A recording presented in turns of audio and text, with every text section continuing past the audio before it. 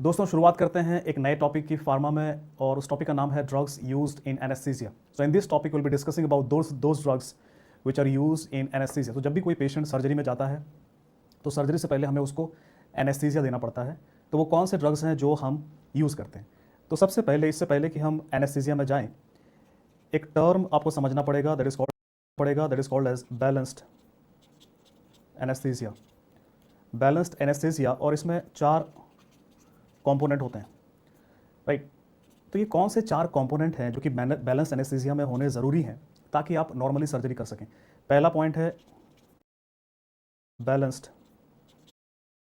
Which are use in anaesthesia. तो जब भी कोई पेशेंट सर्जरी में जाता है तो सर्जरी से पहले हमें उसको एनेस्थीसिया देना पड़ता है।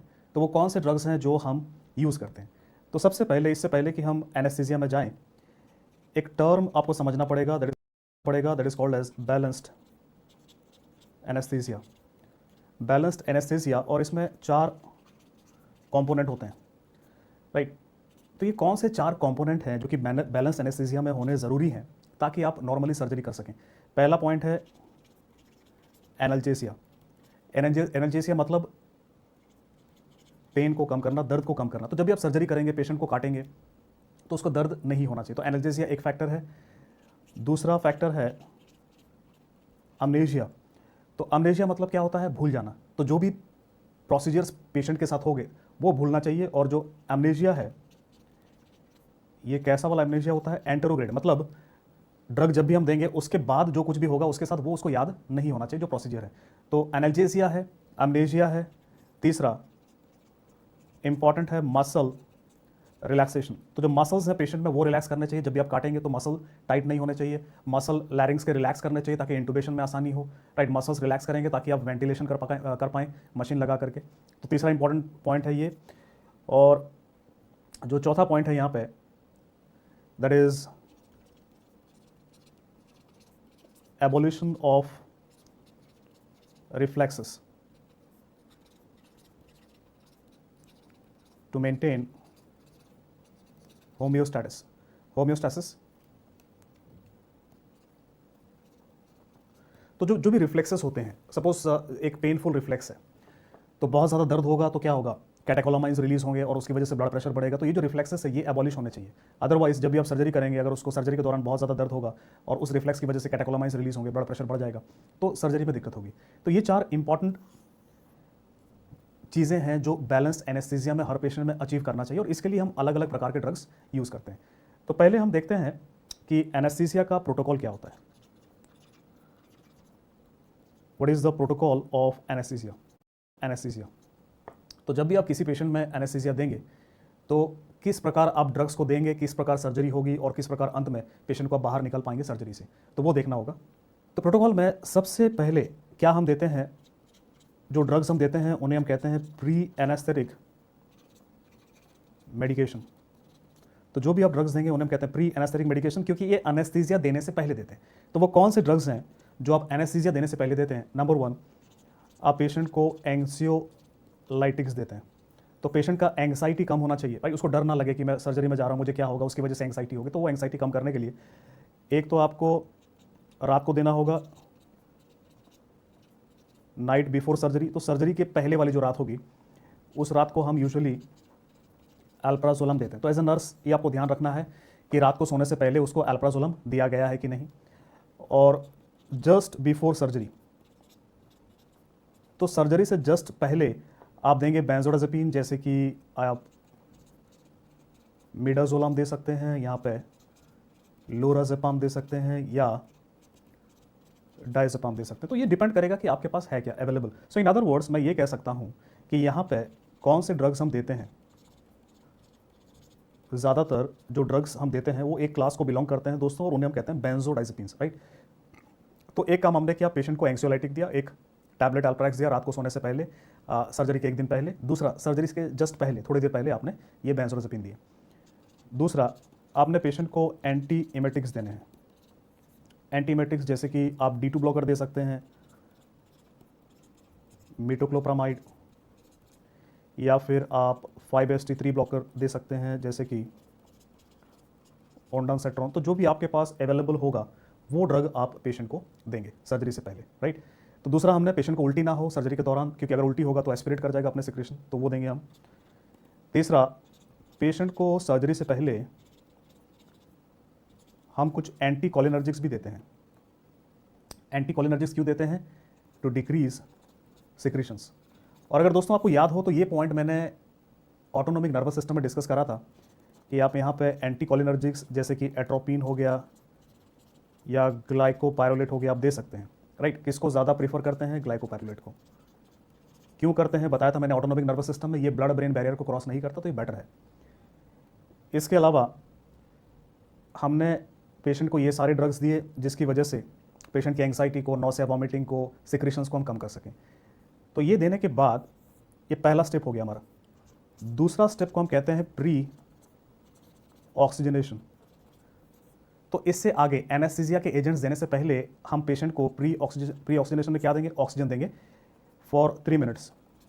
तो ये प्री ऑक्सीजनेशन का जो फेज है जहाँ पे ऑक्सीजन आप दे रहे हैं पेशेंट को, इसके पीछे हमारा मकसद क्या है? What is our aim? ये क्यों कर रहे हैं हम? We are doing pre oxygenation to increase the oxygen, reservoir of body, ताकि बॉडी में ऑक्सीजन का जो रिजर्वॉयर है, मात्रा है, वो हम बढ़ा सकें। प्री ऑक्सीजनेशन हो गया। इसके बाद दोस्तों हम क्या करेंगे? अब हम एनेस्थीसिया वाले ड्रग्स देंगे। और एनेस्थीसिया में सबसे पहला फेज होता है इंडक्शन ऑफ एनेस्थीसिया। और इंडक्शन के लिए देखिए 2 प्रकार के एजेंट्स होते हैं, इंट्रावीनस होते हैं और इनहेलेशनल होते हैं। तो यहाँ पे इंट्रावीनस को ज़्यादा प्रीफर करते हैं हम इंडक्शन के लिए। तो ये शुरुआत है, एनेस्थीसिया का शुरुआत है, अंत नहीं है।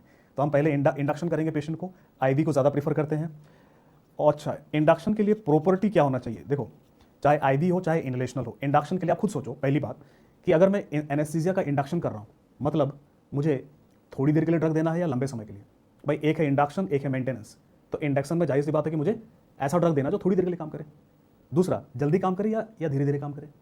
भाई इंडक्शन करना है आपने, मतलब ड्रग जल्दी काम करना चाहिए। मतलब प्रॉपर्टी जो ड्रग के पास होना चाहिए वो होना चाहिए शॉर्ट एंड फास्ट एक्टिंग। तो इंडक्शन में दोस्तों ये चीज़ याद रखिएगा, ड्रग का बहुत जल्दी काम करना और थोड़ी देर के लिए काम करना ज़रूरी है।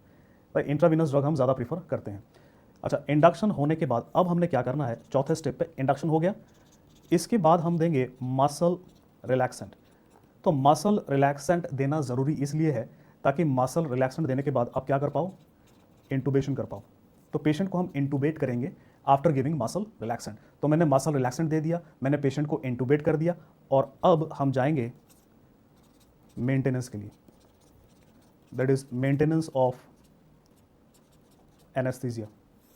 तब मेंटेनेंस के लिए आप समझिए, फॉर मेंटेनेंस ऑफ एनेस्थीसिया मैं इंट्रावीनस भी यूज़ कर सकता हूँ और मैं इनहेलेशनल भी यूज़ कर सकता हूँ। तो दोनों में से किसी को भी आप यूज़ कर सकते हैं, इनहेलेशनल या intravenous, for maintenance of anaesthesia. तो ये दोस्तों ये देखो सीक्वेंस मैंने आपको बताया, एक बार और देख लेते हैं। प्रोटोकॉल क्या है? पहले आपने प्री एनेस्थेटिक मेडिकेशन दिया जिसमें एंक्सियोलाइटिक है, एंटीएमेटिक है, एंटीकोलिनर्जिक है। उसके बाद आपने ऑक्सीजन दिया 3 मिनट के लिए, प्री ऑक्सीजनेशन। उसके बाद आपने एक ड्रग दिया इंडक्शन के लिए, वो इनहेलेशनल भी हो सकता है, आईवी ज़्यादा प्रीफर करते हैं। फिर हमने मसल रिलैक्सेंट दिया, पेशेंट को इंटूबेट किया, और फिर हमने मेंटेन किया एनेस्थीसिया को। तो जब आप मेंटेन करेंगे तो स्टेजेस कौन से होते हैं? Stages of anaesthesia by Guedel. तो इसे हम कहते हैं ग्वेडल्स स्टेजेस ऑफ एनेस्थीसिया। तो ग्वेडल जो है साइंटिस्ट का नाम है जिन्होंने हमें ये स्टेज दिया था। तो यहाँ पे बेसिकली 4 स्टेज हैं। Stage 1, stage 2, stage 3। पहले इन तीनों की बात करते हैं, फिर चौथे की बात करेंगे। देखो, पहला जो स्टेज है, it is called as stage of anaesthesia, right. तो इसमें दर्द कम होता है पहले स्टेज में। Second stage is a stage of excitation या एक्साइटमेंट होता है। Third, it is the phase of surgical anaesthesia. तो सर्जरी करने के लिए जो एनेस्थीसिया की ज़रूरत होती है वो दोस्तों आपको स्टेज 3 में मिलता है। और स्टेज 3 में भी अलग अलग प्लेन है, प्लेन 1, प्लेन 2, प्लेन 3 और प्लेन 4। प्लेन 1 में क्या होता है? आई मूवमेंट इज गॉन, तो आई मूवमेंट चला जाता है प्लेन 1 में। सेकेंड में क्या होता है? रेस्पिरेटरी पैरालिसिस होता है और तीसरा में रेस्पिरेटरी पैरालिसिस होता है। तो पूरी तरह से रेस्पिरेटरी सिस्टम पैरालाइज होगा प्लेन 3 में, स्टेज 3 के प्लेन 3 में। तो ये इंपॉर्टेंट है। तो यहाँ पे रेस्पिरेटरी सिस्टम में पैरालिसिस होगा, कहने का मतलब ये है कि ये वो स्टेज है जहाँ पे जो आपका लैरिंजियल रिफ्लेक्स है वो चला जाता है। तो जब भी लैरिंजियल रिफ्लेक्स जाएगा तब कहीं जाके आप क्या कर पाएंगे, इंटूबेशन कर पाएंगे। तो ये एक सवाल आपके एग्जाम में आ सकता है कि पेशेंट का जो इंटूबेशन होता है वो कौन से प्लेन में होना चाहिए, प्लेन 3 में होना चाहिए जहाँ पर लैरिंजियल रिफ्लेक्स चला गया है, राइट। और प्लेन 4 इज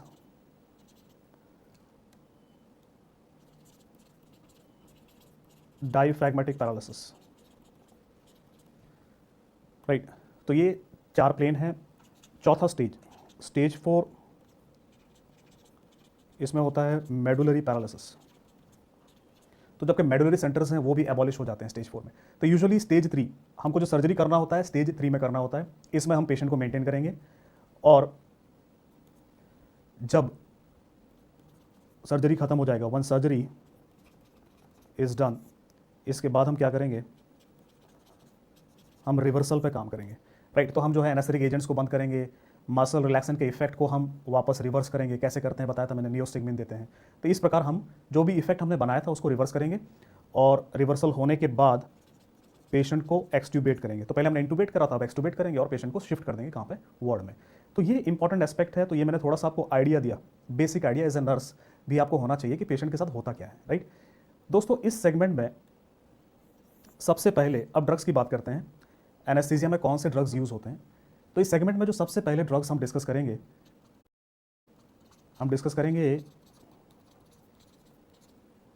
इनहेलेशनल एजेंट्स। तो यहाँ पे हम इनहेलेशनल एजेंट्स डिस्कस करेंगे, जिसको इनहेलेशनल रूट, रेस्पिरेटरी ट्रैक्ट से जिस एजेंट को हम देते हैं, राइट। तो वो जो ड्रग्स हैं या तो वो गैस होते हैं या वोलाटाइल लिक्विड होते हैं। वोलाटाइल मतलब उनको थोड़ा सा आप गर्म करोगे तो वो किस में कन्वर्ट हो जाते हैं, गैस में कन्वर्ट हो जाते हैं। तो लिक्विड गैस में कन्वर्ट होता है या फिर जो ड्रग है वो गैस के फॉर्म में ही होता है हमारे पास। पर इनहेलेशनल एजेंट्स, इससे पहले कि मैं ड्रग्स आपको समझा सकूँ, कुछ चीज़ें हैं जो मैं आपको बताना चाहूँगा। तो वो मैंने पहले से ड्रॉ कर रखा है यहाँ पे ताकि मैं आपको आसानी से जल्दी से समझा सकूँ। तो देखो ये आपका एनेस्थीसिया का मशीन है, जो मैंने एक बहुत ही रॉ डायग्राम बनाया है। एनेस्थीसिया का मशीन है और इस मशीन से सिलेंडर कनेक्टेड है जिससे आप गैस दे सकते हैं, या वेपोराइज़र कनेक्टेड है जिससे यहाँ पर लिक्विड होता है, उस लिक्विड को आप हीट करेंगे तो उससे क्या बनेगा, गैस बनेगा और वो फिर जाएगा बॉडी में। तो अब देखो होता क्या है, चाहे वेपोराइज़र से हो चाहे सिलेंडर से हो, जो गैस है वो कनेक्टेड होगा इंटूबेशन के थ्रू। ये आपके देख सकते हैं, ये दोनों क्या हैं, लंग्स हैं। ये मैंने लंग्स बनाए हैं, राइट। तो जब भी यहाँ पे आपके गैस हैं या फिर वेपराइजर में जो वेपर बने हुए हैं, तो जब भी हम कनेक्ट करेंगे तो क्या होगा, ये फ्लो करेंगे किस तरफ, आपके पेशेंट की तरफ, लंग्स की तरफ। और ये वन वे वाल्व है। वन वे वाल्व मतलब ये पेशेंट की तरफ ढकेलेगा ड्रग को, वापस जाने नहीं देगा। तो यहाँ से ड्रग आएगा और फिर ड्रग आपके लंग्स में जाएगा और उसके बाद आपके ब्लड में जाएगा और आपका एनेस्थीसिया होगा। तो आपने अंदर लिया, अब आप बाहर छोड़ेंगे सांस। अब सोचो इस बात को, अब जब आप बाहर छोड़ेंगे सांस तो अब वापस इसमें से जो ड्रग है उल्टी दिशा में चलेगा। तो पहले नीचे आया, आपके अंदर गया, इफेक्ट बनाया, फिर गैस है ना, तो गैस क्या होगा, फिर बाहर आएगा। और बाहर आने के बाद अब क्या है, ये उल्टी दिशा में चलेगा क्योंकि इधर वाला जो वाल्व है उसको वापस जाने नहीं देगा। और फिर से हमारे पास वन वे वाल्व है जो सिर्फ गैस को इस तरफ जाने देगा। तो अब जो भी गैस है आपका वो जाएगा और एक कार्बन डाइऑक्साइड एब्जॉर्बिंग कैनिस्टर होता है। तो ये क्या करेगा, जिसमें सोडा लाइम और बेरी लाइम होते हैं। तो सोडा लाइम और बेरी लाइम ये क्या करते हैं, जो आपके गैस में कार्बन डाइऑक्साइड है उसको एब्जॉर्ब कर लेंगे, राइट। तो और अब जो आपका ड्रग है बचा हुआ वो वापस कहाँ चला गया, वापस आपके मशीन में चला गया। तो इस प्रकार ये घूमता रहता है। और ये जो ट्यूब्स हैं इन्हें हम कहते हैं रबर ट्यूब्स। ये रबर ट्यूब्स होते हैं यूजुअली, जिससे कि कनेक्शन बनता है यहाँ पे। अब देखो यहाँ पे, ताकि आप किसी गलत वेपराइजर को ना यूज़ कर लो, तो हर ड्रग का एक अलग कलर होता है वेपराइजर का। ताकि आप गलत सिलेंडर ना कनेक्ट कर लो, उसके लिए इस योक असेंबली में एक पिन सिस्टम होता है। तो 2 नंबर होते हैं, देखो 2 पिन हैं, तो ये 2 पिन के 2 नंबर होते हैं। तो उस नंबर की वजह से जो सिलेंडर में वो नंबर होगा सिर्फ वही सिलेंडर यहाँ पर आकर के कनेक्ट होगा। तो अब देखो यहाँ पे, जब भी हम गैस की बात करेंगे, तो गैस में मैंने क्या बताया आपको, क्या होगा, पिन इंडेक्स होगा।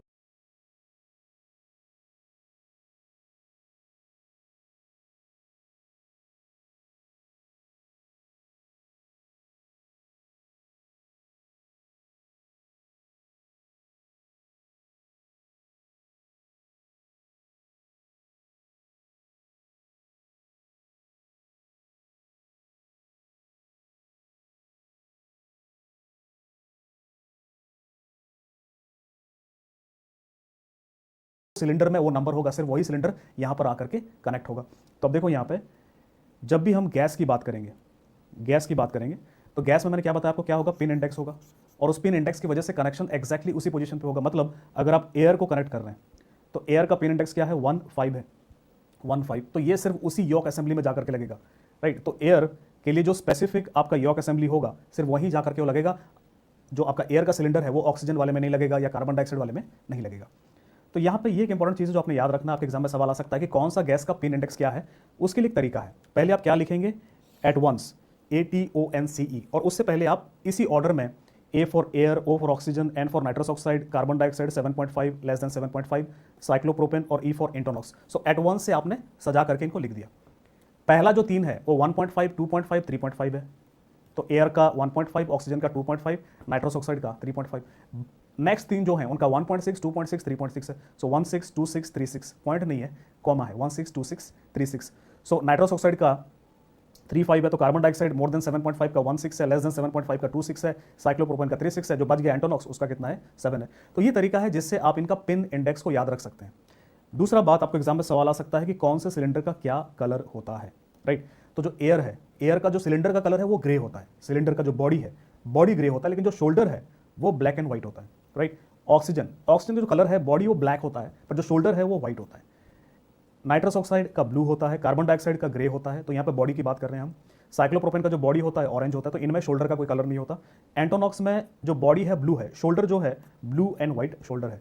तो यहाँ पे जो सवाल हैं, क्वेश्चंस आपके एग्जाम में आ सकते हैं, या तो सिलेंडर के कलर पे आ सकते हैं या किसका पिन इंडेक्स क्या है उस पे आ सकते हैं, तो ये आपको याद रखना है। दूसरा, वेपराइजर की बात करें तो कुछ इंपॉर्टेंट वेपराइजर जैसे हेलोथेन या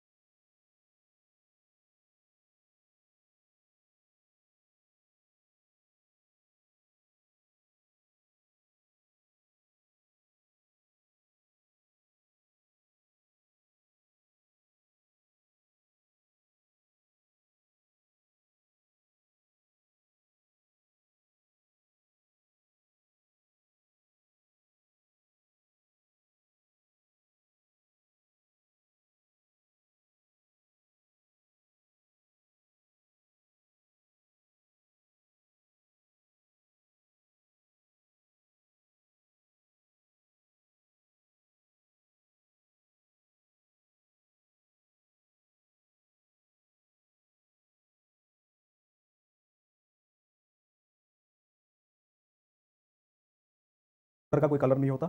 एंटोनॉक्स में जो बॉडी है ब्लू है, शोल्डर जो है ब्लू एंड व्हाइट शोल्डर है। तो यहाँ पे जो सवाल हैं, क्वेश्चंस आपके एग्जाम में आ सकते हैं, या तो सिलेंडर के कलर पे आ सकते हैं या किसका पिन इंडेक्स क्या है उस पे आ सकते हैं, तो ये आपको याद रखना है।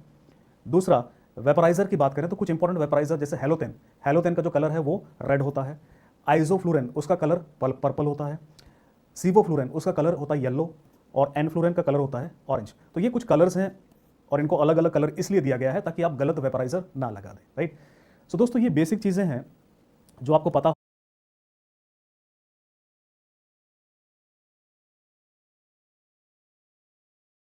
है, वो रेड होता है। पिन आइसोफ्लूरेन उसका कलर पर्पल होता है। सीवोफ्लूरेन उसका कलर होता है येलो, और एनफ्लूरेन का कलर होता है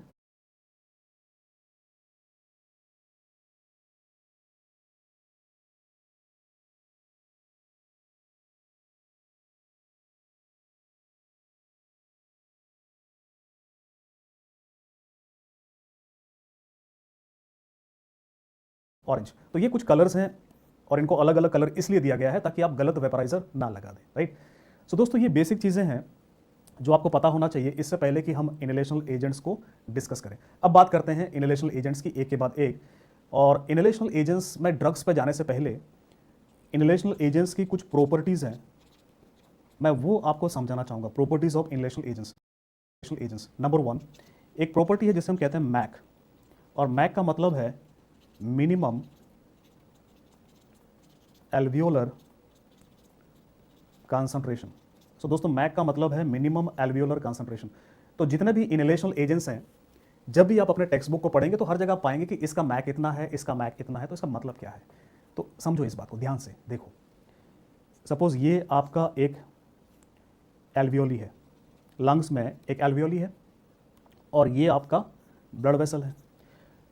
और देखो ये ऐसा तो नहीं है कि आपका एल्वियोली खाली है भाई, आपके एल्वियोली में किसी भी नॉर्मल टाइम पे यहाँ पे क्या होगा, किसी भी नॉर्मल टाइम पे यहाँ पे एयर होगा। तो आपने सांस लिया, सांस में क्या गया, हवा अंदर गया, एयर है।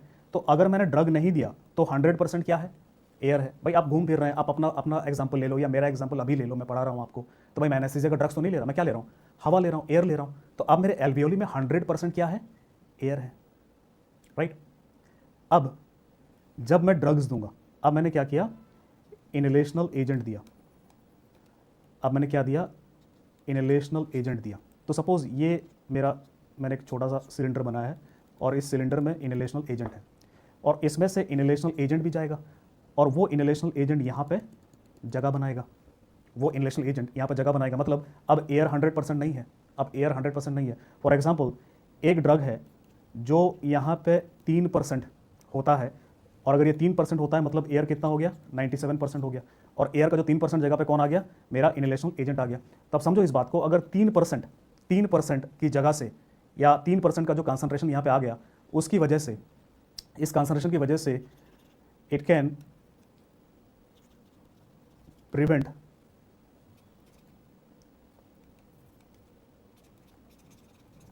response in a patient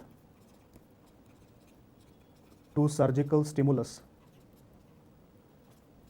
in 50% patient। तो इस बात को समझो, मिनिमम एल्वियोलर कंसंट्रेशन, अगर आप उसका डेफिनेशन देखेंगे टेक्स्ट बुक्स में, वो क्या लिखते हैं, it is the minimum concentration of drug in alveoli, it is the minimum concentration of drug in alveoli to prevent response in a patient to surgical stimulus in 50%, response in एको निकाल दो, response to prevent response to surgical stimulus in 50% of patient। तो इसका मतलब ये है कि कितना drug हमें चाहिए इस एल्वियोली में, कितना मिनिमम चाहिए, जिसकी वजह से 50%, कम से कम 50% पेशेंट में जब भी आप काटेंगे पेशेंट को तो उसमें रेस्पॉन्स नहीं आएगा, उसको पता नहीं चलेगा कि आप काट रहे हैं। तो इस बात को समझो। तो मुझे कितना कंसंट्रेशन चाहिए, तो वो कंसंट्रेशन कितना है इसके लिए, यहाँ पे 3% है, किसी का 4% हो सकता है, किसी का 10% हो सकता है, किसी का 15% हो सकता है, right. So minimum alveolar concentration, it is the minimum concentration of drug in the alveoli to prevent response to surgical stimulus in कितना पेशेंट, 50% ऑफ पेशेंट, राइट। मतलब अगर 100% पेशेंट में मुझे रेस्पॉन्स चाहिए, I want response in 100% patient, तो कितना Mac चाहिए होगा भाई, 2 मैक चाहिए होगा ना। एक मैक में कितना हो रहा है, 50% रेस्पॉन्स है, तो यहाँ पे 2 मैक हो रहा है। तो इस बात को समझो यहाँ पे कि मैं ये बता रहा हूँ कि ये जो ड्रग है, अगर ये 3% हो जाता है आपके एल्वियोली में, तो 3% से 97% एयर है, अब कितना है ड्रग, 3%। उस 3% से आपके 50% पेशेंट में जब भी आप सर्जरी करेंगे तो रेस्पॉन्स नहीं आएगा। तो अगर मैं हर पेशेंट में चाहूँ कि रेस्पॉन्स ना आए, तो मुझे कितना करना पड़ेगा इसको, 2 मैक मतलब कितना परसेंट होना चाहिए, 6% होना चाहिए। अब इस बात को समझो, अगर किसी भी ड्रग का मैक कम है, किसी भी पेशेंट का मैक कम है, तो आपको क्या लगता है वो ड्रग ज़्यादा पोटेंट है कि कम पोटेंट है भाई। अगर किसी भी ड्रग का मैक कम है मतलब ये परसेंटेज यहाँ पे कम चाहिए और कम परसेंटेज में रेस्पॉन्स आ रहा है, तो ड्रग ज़्यादा पोटेंट है कि कम पोटेंट है। जी फार्मा याद करो मैंने क्या बताया था, अगर डोज कम होता है तो पोटेंसी ज़्यादा होती है, डोज ज़्यादा चाहिए तो पोटेंसी कम होता है। तो अगर यहाँ पे कम मैक है मतलब कम डोज चाहिए, मतलब ड्रग क्या है, ज़्यादा पोटेंट है, राइट। लो मैक मतलब क्या चाहिए हमें, लो डोज चाहिए, मतलब drug is more potent, right. और उसी प्रकार अगर किसी ड्रग का हाई मैक है, बहुत ज़्यादा मैक है, मतलब उसका क्या होगा, लो पोटेंसी होगा, राइट। सो जो मैक का वैल्यू है ओवरऑल इनहेलेशनल एजेंट में, जो सबसे मिनिमम मैक है या जो आप कह लीजिए जो सबसे पोटेंट है, वो है ज़ीनॉन। सबसे ज़्यादा मैक जो है वो नाइट्रस ऑक्साइड का है, राइट। सो ओवरऑल हम ये कह सकते हैं कि सबसे पोटेंट इनहेलेशनल एजेंट कौन है, ज़ीनॉन है। सबसे कम पोटेंट, लीस्ट पोटेंट कौन है, नाइट्रस ऑक्साइड है।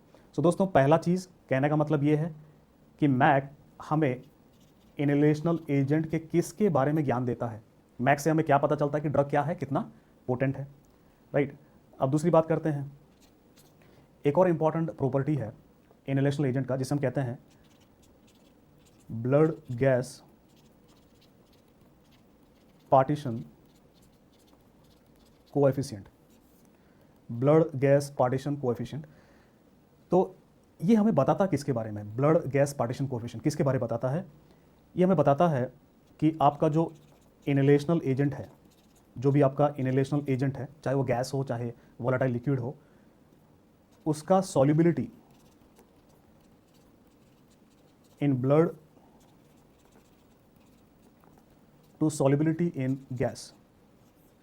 तो ये बताता ये है कि जो इनहेलेशनल एजेंट है, गैस मतलब जैसे कि आपका एयर में हो गया, तो वो ब्लड में कितना ज़्यादा सॉल्युबल है, और डिवाइड कर देंगे कि वो एयर में या गैस में कितना ज़्यादा सॉल्युबल है। सो आप इमेजिन करो कि अगर मैं कहता हूं कि blood gas partition coefficient, high blood gas partition coefficient, अगर मैं कहता हूं किसी ड्रग का जो हाई है ब्लड गैस पार्टीशन कोफिशिएंट, मतलब ये अगर ज़्यादा है, इसका मतलब क्या है, इसका जो सॉल्युबिलिटी है वो ज़्यादा कहाँ पे होगा, ब्लड में। भाई ये तो एक मैथमेटिकल इक्वेशन है, राइट। और इसका वैल्यू अगर ज़्यादा होगा मतलब drug is more soluble in blood. So high blood gas partition coefficient means जो आपका एजेंट है it is more soluble in blood. और अगर मैं कहता हूँ लो ब्लड गैस पार्टीशन कोफिशिएंट है, मतलब इस केस में आपका जो एजेंट है it is less soluble in blood, तो वो एयर में ज़्यादा सॉल्युबल होगा, ब्लड में कम सॉल्युबल होगा, यहाँ पे उल्टा है। तो ये जो ब्लड गैस पार्टीशन कोफिशिएंट है, इससे हमें पता किसके बारे में चलता है वो समझना है। देखो मैं फिर से क्या करता हूँ, यहाँ पे एक एल्वियोली बनाता हूँ, एक एल्वियोली है, और थोड़ा सा नीचे बनाते हैं, थोड़ा सा जगह अपने को ज़्यादा चाहिए, तो हम क्या करते हैं, यहाँ पे हमने एक एल्वियोली बनाया, एक एल्वियोली है, और ये आपका ब्लड वेसल है, ये आपका ब्लड वेसल है, और यहाँ पे ये आपका ब्लड है, लेट अस सपोज ये ब्लड है। अब मैंने एजेंट दिया, इनहेलेशनल एजेंट दिया, सपोज ये आपका एक सिलेंडर में आपका जो है गैस है, और मैंने पेशेंट को सिलेंडर में से गैस दिया। तो अब यहाँ पे पहले अगर आप देखें तो पहले एयर था, और एयर के बाद अब क्या आ गया, आपका एजेंट भी आ गया, इनहेलेशनल एजेंट आ गया।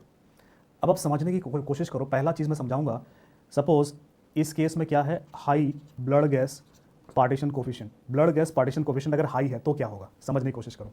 देखो एल्वियोली में से गैस डिफ्यूज होके ब्लड में आएगा, blood gas partition coefficient high है, मतलब क्या, ड्रग ब्लड में ज़्यादा सॉल्युबल है, तो ज़्यादातर ड्रग ब्लड में समाएगा पहले, और ब्लड में सॉल्युबल होने के लिए काफ़ी समय लगेगा। सो बहुत समय तक ये ब्लड में घुलता रहेगा, घुलता रहेगा, घुलता रहेगा, और ब्लड जब सैचुरेट हो जाएगा उसके बाद कहीं जाकर ये ब्लड में से बाहर आना चालू होगा, मतलब ये एक पार्शियल प्रेशर एग्जर्ट करेगा।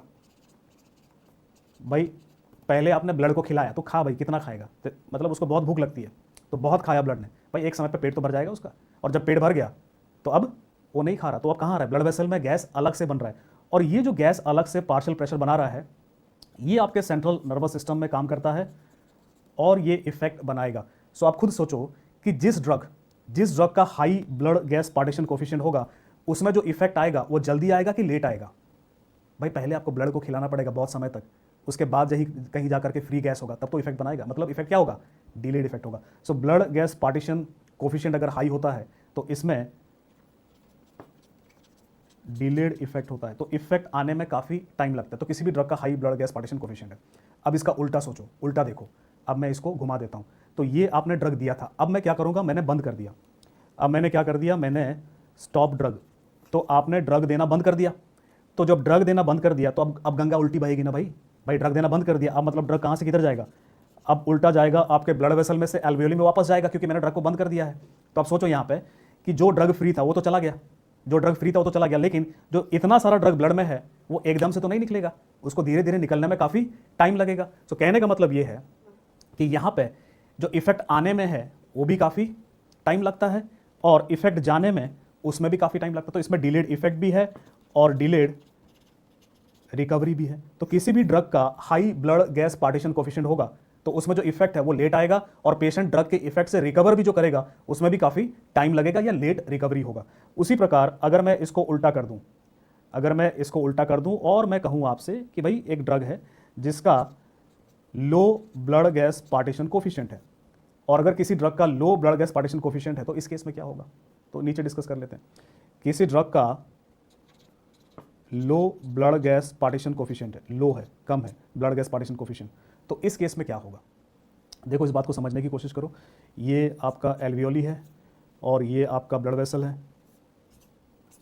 और ये आपका ब्लड है, और मैंने यहाँ पर एक और ड्रग दिया, ये आपका सिलेंडर है, और एक और गैस मैंने दिया यहाँ पे, वो आया पहले यहाँ पर।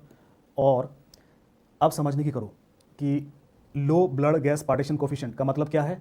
ब्लड में ड्रग कम सॉल्युबल है, तो ये ड्रग जैसे ही आएगा तो ब्लड में बस थोड़ा सा ही ड्रग जाएगा, मतलब ब्लड का पेट बहुत जल्दी भर जाएगा, और जैसे ही ब्लड का पेट भरेगा तो यहाँ पे ड्रग एकदम से नजर आना चालू हो जाएगा और वो पार्शियल प्रेशर एक्सर्ट करेगा, वो सीएनएस में काम करेगा और आपको क्या बना के देगा? इफेक्ट बना करके देगा। मतलब यहाँ पे जो इफेक्ट है वो जल्दी दिख रहा है या लेट दिख रहा है? यहाँ पे आपको रैपिड इफेक्ट दिखेगा, बहुत जल्दी दिखेगा। अब उल्टा देखो, अब मैंने क्या कर दिया? बंद कर दिया।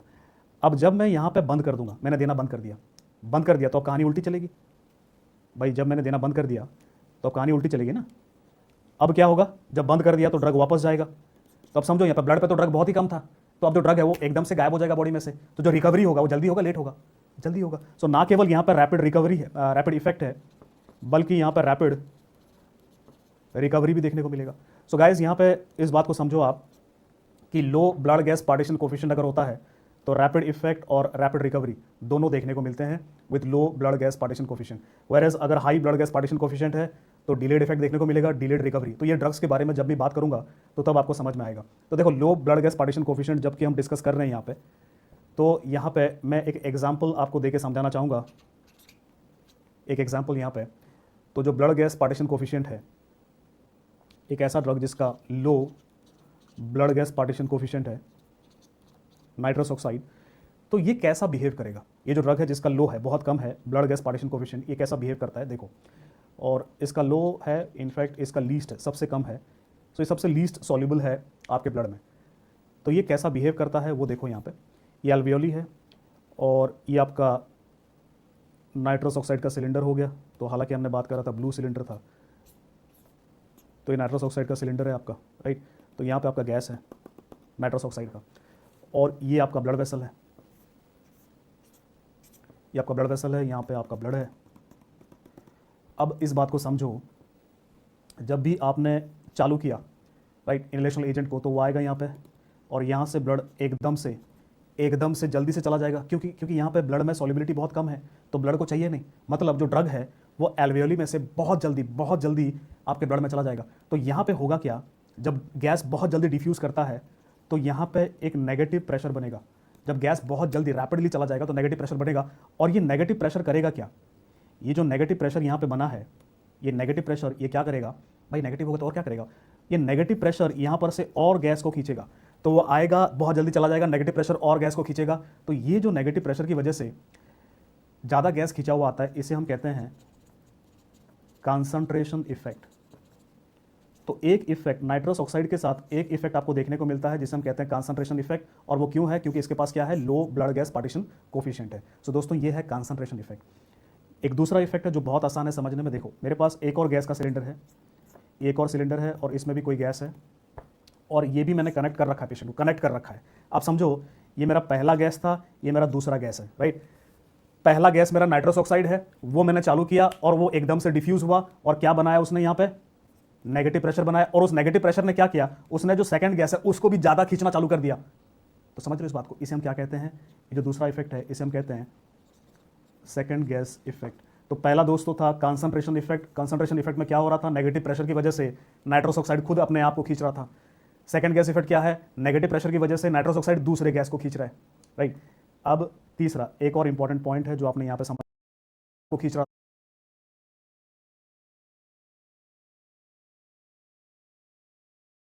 दूसरे गैस को खींच रहा है, राइट। अब तीसरा एक और इंपॉर्टेंट पॉइंट है जो आपने यहाँ पे समझना है दोस्तों, जो नाइट्रस ऑक्साइड के साथ देखने को मिलता है, और उसे हम कहते हैं डिफ्यूजन हाइपोक्सिया। इसे हम कहते हैं डिफ्यूजन हाइपोक्सिया। और डिफ्यूजन हाइपोक्सिया होता क्या है समझो, ये भी बहुत आसान है। देखो ये आपका एल्वियोली हुआ, ये आपका ब्लड वेसल हुआ, और ये आपका सिलेंडर आ गया, नाइट्रस ऑक्साइड का सिलेंडर है ये, राइट। अब आपने चालू किया, चालू करने के बाद अब गैस आएगा यहाँ पे। सबसे पहले आपके जो ब्लड है, ब्लड में जाकर के थोड़ा बहुत समाएगा वो, और बाकी यहाँ पे जो है ब्लड वेसल में पार्शियल प्रेशर एक्सर्ट करेगा। तो ये तब है जब आपने चालू किया, यहाँ तक हमने देख चुका है, राइट। अब हम क्या करेंगे, इसको हम बंद कर देंगे, स्टॉप करेंगे। तो जैसे ही मैं नाइट्रस ऑक्साइड को स्टॉप करूँगा, जैसे ही मैंने इसको बंद कर दिया, तो अब क्या होगा, अब उल्टी कहानी चलेगी। उल्टी कहानी मतलब ये जो नीचे की तरफ आ रहा था, अब इसमें से क्या होगा, गैस उल्टा जाएगा, उल्टा जाएगा। और क्योंकि ब्लड में ज़्यादा सॉल्युबल है नहीं, ज़्यादातर गैस फ्री है, तो 90% ऑफ गैस एकदम से वापस चले जाएंगे और इस एल्वियोली को भर देंगे, इतना भर देंगे कि यहाँ पे सिर्फ नाइट्रस ऑक्साइड ही नाइट्रस ऑक्साइड होगा, ऑक्सीजन की मात्रा बहुत कम हो जाएगी। और इसकी वजह से ये जो तीसरा इफेक्ट है, इसे हम कह रहे हैं डिफ्यूजन हाइपोक्सिया। तो जब भी आप बंद करेंगे नाइट्रस ऑक्साइड को, तो इतना नाइट्रस ऑक्साइड वापस जाएगा एल्वियोली में कि ऑक्सीजन बचेगा ही नहीं वहाँ पे। इसे हम कहते हैं डिफ्यूजन हाइपोक्सिया। तो ये जो 3 पॉइंट है मैंने बात करी नाइट्रस ऑक्साइड के साथ यहाँ पे, concentration effect, second gas effect और डिफ्यूजन हाइपोक्सिया, ये तीनों किससे रिलेटेड है दोस्तों? मैंने क्यों डिस्कस किया ये? क्योंकि यहाँ पे मैं आपको अच्छे से समझा सकता हूँ, क्योंकि तीनों किससे रिलेटेड हैं, लो ब्लड गैस पार्टीशन कोफिशिएंट। सो गैस, इनहेलेशनल एजेंट्स में 2 चीज़ें जो इंपॉर्टेंट हैं और जो आपने याद रखनी है, वो क्या है? मैक, मिनिमम एल्वियोलर कंसंट्रेशन, किसके बारे बताता है कि कितना पोटेंसी है ड्रग का। दूसरा क्या है? ब्लड गैस पार्टीशन कोफिशिएंट, वो किसके बारे बताता है कि ड्रग कितना जल्दी काम करेगा, कितना लेट काम करेगा। अगर high blood gas partition coefficient है तो ड्रग लेट काम करेगा, रिकवरी भी लेट होगा। अगर लो ब्लड गैस पार्टीशन कोफिशिएंट है तो ड्रग जल्दी काम करेगा, जल्दी रिकवरी होगा।